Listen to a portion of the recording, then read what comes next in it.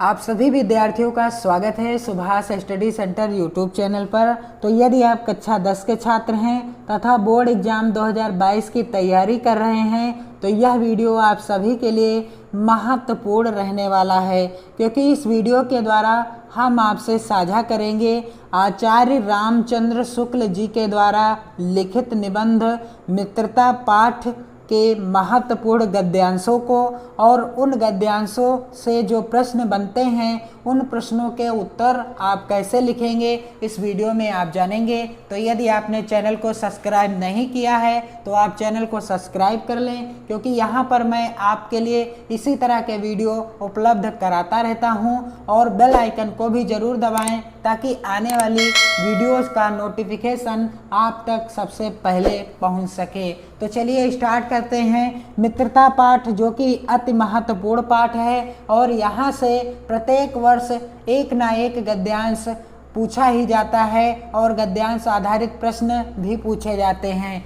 सबसे पहले यहाँ पर प्रश्न कैसे पूछा जाएगा कि निम्नलिखित गद्यांशों के नीचे दिए गए प्रश्नों के उत्तर दीजिए। आपके प्रश्न पत्र में 2 गद्यांश पूछे जाएंगे।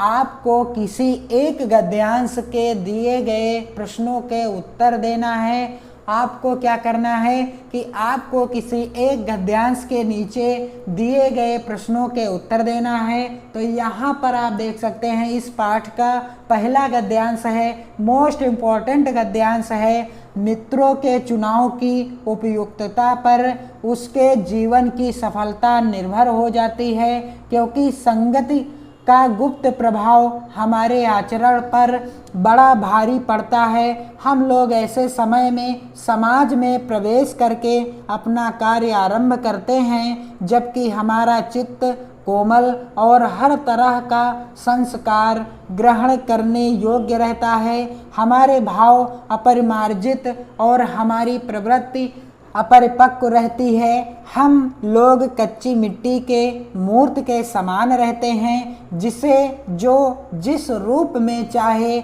उस रूप का करे, चाहे राक्षस बनावे चाहे देवता। ऐसे लोगों का साथ करना हमारे लिए बुरा है जो हमसे अधिक दृढ़ संकल्प के हैं, क्योंकि हमें उनकी हर एक बात बिना विरोध के मान लेनी पड़ती है। तो यह गद्यांश है और इस गद्यांश के प्रश्न कौन कौन से हैं। यहाँ पर प्रश्न आ जो है यह पूछा गया है कि उपर्युक्त गद्यांश के पाठ और लेखक का नाम लिखिए। तो आपको बताना है कि दिया गया गद्यांश किस पाठ से अवतरित है तथा उस पाठ के लेखक कौन है। कहने का अर्थ है आपको संदर्भ लिखना है। तो आप इस प्रश्न का उत्तर किस तरह से लिखेंगे, तो आइए आपको मैं सरल तरीका बताता हूँ संदर्भ लिखने का। तो प्रस्तुत गद्यांश हमारी पाठ्य पुस्तक संदर्भ लिखने का सबसे आसान और सबसे सरल तरीका है। और यहाँ पर आप देख सकते हैं वह तरीका क्या है कि प्रस्तुत गद्यांश हमारी पाठ्य पुस्तक, प्रस्तुत गद्यांश हमारी पाठ्य पुस्तक हिंदी के। आपको ध्यान क्या रखना है, यहाँ पर हिंदी आपको लग रहा होगा ब्लैक पेन से लिखा है, तो आपको ब्लैक पेन से ही लिखना है, काले पेन से लिखना है। गद्य खंड में, और गद्य खंड भी ब्लैक पेन से लिखा है।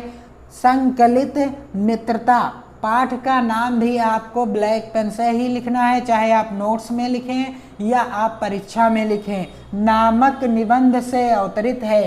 किस पाठ से अवतरित है? मित्रता नामक निबंध पाठ से अवतरित है। और जिसके लेखक कौन हैं? आचार्य रामचंद्र शुक्ल जी हैं। तो ये है संदर्भ लिखने का तरीका। प्रस्तुत गद्यांश हमारी पाठ्य पुस्तक हिंदी के गद्य खंड में संकलित मित्रता नामक निबंध से अवतरित है, जिसके लेखक आचार्य रामचंद्र शुक्ल जी हैं। तो यहाँ पर आपको जब आप संदर्भ इसी तरह से लिखेंगे तब आपके 2 नंबर पक्के हो जाएंगे, क्योंकि यह प्रश्न जो पूछा जाता है कितने नंबर का आता है, यहाँ पर आप देख सकते हैं 2 नंबर का प्रश्न पूछा जाता है। संदर्भ लिखने का यदि आप तरीका जान गए तो आपको ये 2 नंबर पाने से कोई नहीं रोक सकता। अगला प्रश्न क्या पूछा गया है? प्रश्न संख्या 12 के अंतर्गत पूछा गया है, रेखांकित अंश की व्याख्या कीजिए। अब आपको क्या करना है कि गद्यांश में जितना भी रेखांकित अंश है उसकी आपको व्याख्या करनी है। तो इस प्रश्न का उत्तर आप कैसे लिखेंगे? सबसे पहले आप डालेंगे रेखांकित अंश की व्याख्या। क्या हेडिंग डालेंगे? रेखांकित अंश की व्याख्या। और रेखांकित अंश की व्याख्या आप कैसे करेंगे?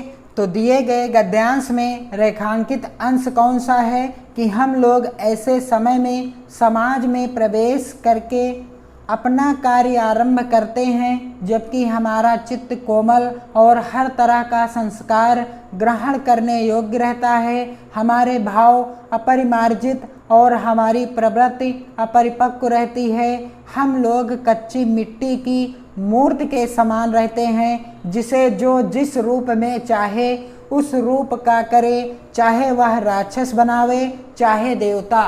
तो इस रेखांकित अंश की व्याख्या क्या हो जाएगी कि आचार्य रामचंद्र शुक्ल जी कहते हैं कि वास्तव में उस समय मनुष्य कच्ची मिट्टी के समान होता है।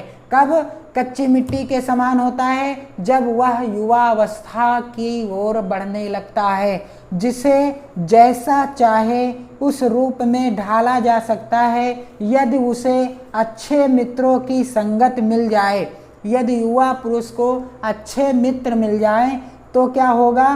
तो वह देवता के समान श्रेष्ठ पुरुष बन सकता है। और यदि वह बुरे मित्रों की कुसंगत में फंस जाता है तो राक्षसों के समान दुराचारी भी बन सकता है। कहने का अर्थ है कि यदि आपके अच्छे मित्र होंगे तो वह आपको अच्छे संस्कार बताएंगे, अच्छे उपाय बताएंगे, अच्छे प्रगति के मार्ग बताएंगे, तो आप जीवन में तरक्की करेंगे। और यदि आपके मित्र अच्छे नहीं हैं तो आपको दुराचार की ओर, भ्रष्टाचार की ओर और बुराई की मार्ग की ओर लेकर जाएंगे। इसलिए रामचंद्र शुक्ल जी का कहना है कि हमें अच्छे मित्रों का ही चुनाव करना चाहिए। अब गद्यांश का तीसरा प्रश्न जो है वह इस प्रकार से है कि उचित मित्रों के चुनाव पर जीवन की सफलता कैसे निर्भर करती है। यह प्रश्न भी 2 नंबर का है। तो इसका उत्तर क्या हो जाएगा कि यदि किसी को अच्छे मित्र मिल जाते हैं, यदि किसी को अच्छे मित्र मिल जाते हैं तो उसका जीवन सफल हो जाता है।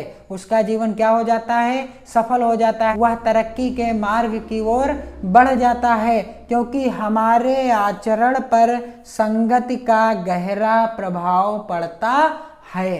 कहने का अर्थ है कि हमारे आचरण पर अच्छी संगति हो चाहे वह बुरी संगत हो, उसका गहरा प्रभाव पड़ता है। यदि हमें अच्छे मित्र मिल जाते हैं तो हम तरक्की करेंगे जीवन में, और यदि हमारे मित्र अच्छे नहीं हैं तो हम तरक्की जीवन में कभी नहीं कर सकते।